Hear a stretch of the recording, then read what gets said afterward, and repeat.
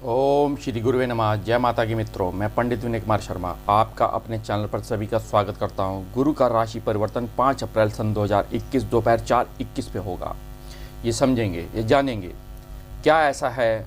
मिथुन राशि वालों पे यह वीडियो है और मिथुन राशि वाले काफ़ी बुद्धिमान होते हैं, गुणी होते हैं, विवेकी होते हैं, एक अच्छे व्यापारी होते हैं।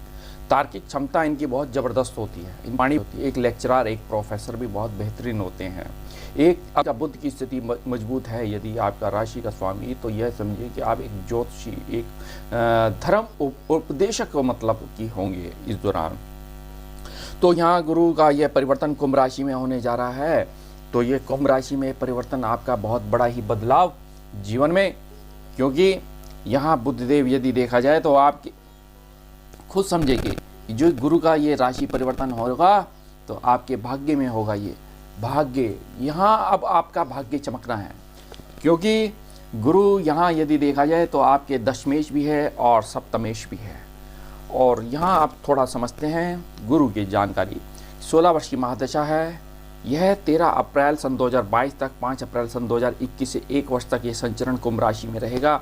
सूर्य चंद्र मंगल इनके मित्र होते हैं और यहाँ देखा जाए शुक्र बुध जो इनके शत्रु हैं, शनि राहु केतु इनके सम हैं। 5, 7, 9 इनकी दृष्टि होती है। तो धनु व मीन राशि इनकी 2 राशि हैं, इनको स्वामित्व प्राप्त है उनका। और धनु राशि इनकी मूल त्रिकोण राशि है। तो यहाँ अभी अतिचारी रहे मकर राशि में, कभी धनु राशि में, तो अतिचारी होने के भारत की अर्थव्यवस्था कमज़ोर होगी। मंदिर, देवालय, कॉलेज, यूनिवर्सिटी सब बंद हो गए, न्यायालय बंद हो गए, क्योंकि इसको कारकत्व प्राप्त है। यहीं गुरु यदि देखा जाए तो यहाँ कैसा धनिष्ठा नक्षत्र में उसका प्रभाव रहेगा, ये भी जानेंगे और ये भी समझेंगे। जबकि कुंभ राशि और सिंह राशि में गुरु का गोचर होने से कुंभ का निर्माण होता है। तो यहाँ 15 सितंबर में ये वक्री हो जाएंगे प्रातः 4:22 पर बुधवार को। तो वह 20 नवंबर तक रहेंगे। तो क्या उसका प्रभाव रहेगा ये भी समझेंगे। गुरु का कारकत्व जो है पति सुख है, धर्म, अध्यात्म, संतान, पुत्र, वह भी पिता, विद्या, विवेक, बुद्धि, ये देखा जाए हमारे मोक्ष का कारक है, हमारे धर्म का कारक है। और यही बड़े भाई का कारक है स्वर्ण, ज्योतिष, फाइनेंस, कोष, धन, लेक्चरार, अध्यापक और आयुर्वेद के डॉक्टर, जज, वकील, यह सब इसी का ही कारक है। तो यहाँ यदि देखा जाए तो बृहस्पति यदि अगर नीच का हो जाए, या बृहस्पति यदि 6ठे भाव में बैठ जाए, 8वें भाव में बैठ जाए, 12वें भाव में बैठ जाए, वह भी नीचस्थ या किसी पापी क्रूर ग्रह के साथ बैठ जाए, या शत्रु के साथ बैठ जाए, या शत्रु की राशि में जाके बैठ जाए, जैसे शुक्र और बुध मैंने शत्रु बताए हैं, राहु केतु और शनि सम बताए। तो यहाँ थोड़ा लीवर में, हृदय कोश में, या आंतों में प्रॉब्लम आना, कान में प्रॉब्लम आ जाना, नज़ला खांसी की प्रॉब्लम आ जाना और मोटापा, चर्बी आदि का ये होना। तो यहाँ ये पुरोहित्य, मेयर या समाज सेवी या पुजारी या कर्मकांड या यज्ञ सामग्री का व्यवसाय या मंदिर आश्रम के आप अधिष्ठाता बनते हैं, बैंकिंग सेक्टर में आप जाते हैं, तो इस दौरान तो ये बृहस्पति के कारकत्व। और यहीं अब बृहस्पति हमारे यदि हम समझ सकते हैं कि हमारे अध्यात्म का कारक है, हमारे धर्म का कारक है, हमारे न्याय का कारक है, हमारे यदि देखा जाए तो स्त्री वर्ग के लिए संतान के साथ में यही देखा जाए तो विवाह का कारक माना गया है। तो गुरु आपके भाग्य भाव में रहेंगे तो यहाँ इस दौरान आपके लव रोमांस में सफलताएं और आपके विवाह का योग बनेगा। दाम्पत्य जीवन बहुत अच्छा रहेगा। जैसे ही विवाह होगा वैसे ही आपका भाग्य चमकेगा। अब इस तरीके से समझ सकते हैं, जहाँ गुरु और शनि की ये युति और कोरोना वायरस भारत के अंदर, विश्व के अंदर रहा, यह परिवर्तन जैसे ही कुंभ राशि में आएगा और राहु की दृष्टि समाप्त हो जाएगी और गुरु शनि की युति समाप्त हो जाएगी, तो 5 अप्रैल सन 2021 में कोरोना वायरस की वैक्सीन आना और यह बीमारी का थोड़ा प्रभाव कम हो जाना, ये स्थिति मैं कई वीडियोस में दे चुका हूँ। और वह भी जो बृहस्पति के परिवर्तन के दौरान ही मैंने कई वीडियोस बनाई हैं। तो यहाँ आप समझ सकते हैं। तो पाठ, पूजा, हवन, यज्ञ, धर्म आदि आपकी आस्थाएं जुड़ेंगी और यही नौकरी में परिवर्तन होना, ऊंचा पद, मान, यश, कीर्ति में वृद्धि होनी है, आकस्मिक धन मिलना, पराक्रम, साहस की वृद्धि रहेगी, बड़े छोटे भाइयों का सहयोग मिलता दिख रहा है, संतान सुख होना है, हायर एजुकेशन आपको प्राप्त होनी है।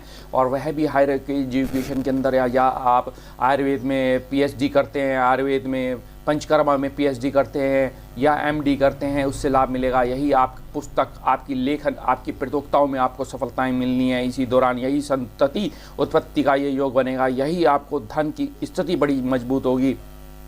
आपका भाग्य चमकेगा, आपके भाग्य के सितारे चमकेंगे, परिवार के सहयोग से आपको धन प्राप्ति का ये योग बनेगा। तो यहाँ यदि हम समझ भी सकते हैं कि बृहस्पति देव हमारे कोष का कारक है, तो यहाँ बाहर की आर्थिक स्थिति नॉर्मल हो जाएगी और अर्थव्यवस्था पटरी पे आ जाएगी। इसी दौरान यदि ये समझ सकते हैं, अब आपकी राशि का स्वामी बुध है, बुध जो हमारी वाणी है, हमारी प्रतोक्ता है, हमारी समझ शक्ति है, हमारा ज्ञान है, तो इस दौरान ये आपके ज्ञान में वृद्धि होनी है, सफलताएं रहेंगी। पार्टनरशिप बहुत बेहतरीन, पार्टनरशिप के साथ नया व्यापार कर सकते हैं तो भाग्य चमकेगा आपका, और डेली बेसिस के कार्यों में आपकी उन्नति मिलनी है। तो यहाँ 6 अप्रैल और 15 सितंबर में बृहस्पति आपकी राशि से 9वें भाव में रहेंगे, तो ऐसे भाग्य की बढ़ोतरी रहेगी, संभावना है।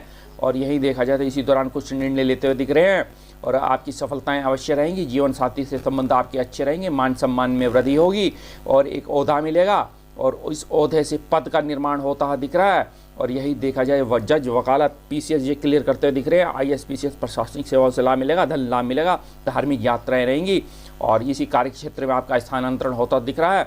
15 सितंबर से 20 नवंबर बृहस्पति आपकी राशि से अष्टमस्थ होने से प्राय स्वास्थ्य संबंधी थोड़ी परेशानी आ सकती हैं यहाँ, क्योंकि गुरु फिर शनि के साथ युति बनाएंगे, तो यह थोड़ा उस दौरान थोड़ा नज़ला, खांसी, जुकाम, लीवर आदि की समस्याएं आ सकती है। ससुराल पक्ष के लोगों का सेहत का ध्यान रखें, ससुराल पक्ष के सदस्यों का स्वास्थ्य थोड़ा प्रॉब्लम आ सकती है, पिता के स्वास्थ्य में भी कोई समस्या आ सकती है।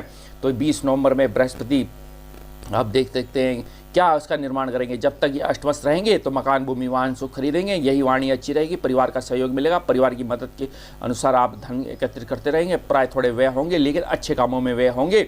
और यहीं देखा जाए तो पुनः 20 नवंबर में ये कुंभ राशि में आ जाएंगे, तो यहाँ मार्गीय हो जाएंगे, तो 9वें भाव में आने से आपका भाग्य में वृद्धि होनी है और सभी रुके हुए काम बनेंगे। जो काम रुक गए थे वे पूर्ण होते दिख रहे हैं। शादीशुदा के दाम्पत्य जीवन में खुशी आएंगी, इसी दौरान आपका मान सम्मान में वृद्धि होगी, धार्मिक कार्यों में रुचि बढ़ेगी। इसके अलावा प्रेम में पड़े जातकों के प्रेम संबंधों में सफलताएं, और यही देखा जाए तो बच्चों के सहयोग से आप जो है आगे की ओर बढ़ते जा रहे हैं और यहाँ आपकी सफलताएं रहेंगी। अनचाही यात्राएं आप करेंगे, विदेशों में आप पढ़ने जा सकते हैं, आकस्मिक धन रहना है।